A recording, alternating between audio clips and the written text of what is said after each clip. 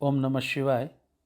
As we were discussing about the concept of disease according to modern medical system and other allied systems, including yoga, today we will understand the concept of disease according to Vedas. Vedas are the ancient Indian scriptures, and Vedas describe the disease as a disturbance in the natural balance of the body, mind, and spirit.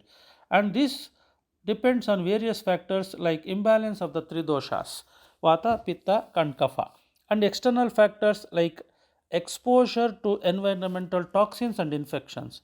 Internal factors like imbalances or disturbances within the individuals, such as emotional or mental stress.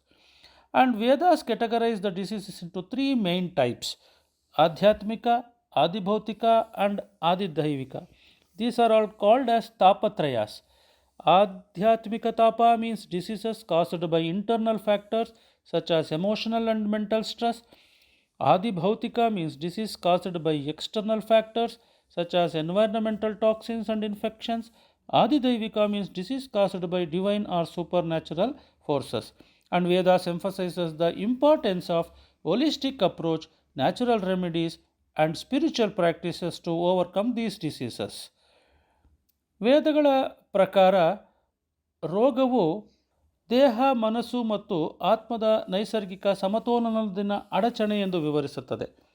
ವೇದಗಳು ರೋಗಗಳಿಗೆ ಕಾರಣ ತ್ರಿದೋಷಗಳ ಅಸಮತೋಲನ, ಬಾಹ್ಯ ಅಂಶಗಳು, ಆಂತರಿಕ ಅಂಶಗಳು ಎಂದು ತಿಳಿಸುತ್ತವೆ.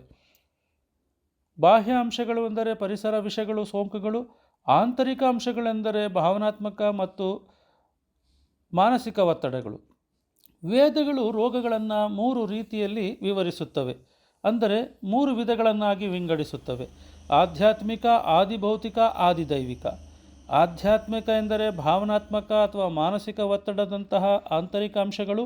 ಆದಿಭೌತಿಕ ಅಂದರೆ ಪರಿಸರ ವಿಷಗಳು ಅಥವಾ ಸೋಂಕುಗಳು. ಆದಿದೈವಿಕ ಎಂದರೆ ದೈವಿಕ ಅಥವಾ ಅಲೌಕಿಕ ಶಕ್ತಿಗಳಿಂದ ಉಂಟಾಗುವ ರೋಗಗಳು. ಈ ರೋಗಗಳನ್ನು ಹೇಗೆ ದೂರಗೊಳಿಸುವುದು ಅಥವಾ ತಡೆಗಟ್ಟುವುದು ಎಂಬುದಕ್ಕೆ ವೇದಗಳು ನೀಡುವ ಉಪಾಯಗಳು ಎಂದರೆ ಸಮಗ್ರ ವಿಧಾನದ ಚಿಕಿತ್ಸೆ, ನೈಸರ್ಗಿಕ ಪರಿಹಾರಗಳು ಹಾಗೂ ಆಧ್ಯಾತ್ಮಿಕದ ಅಭ್ಯಾಸಗಳು. ಇವುಗಳಿಂದ ನಾವು ರೋಗಗಳನ್ನು ತಡೆಗಟ್ಟಬಹುದು ಮತ್ತು ದೂರಗೊಳಿಸುವುದು ಎಂದು ವೇದಗಳು ತಿಳಿಸುತ್ತವೆ.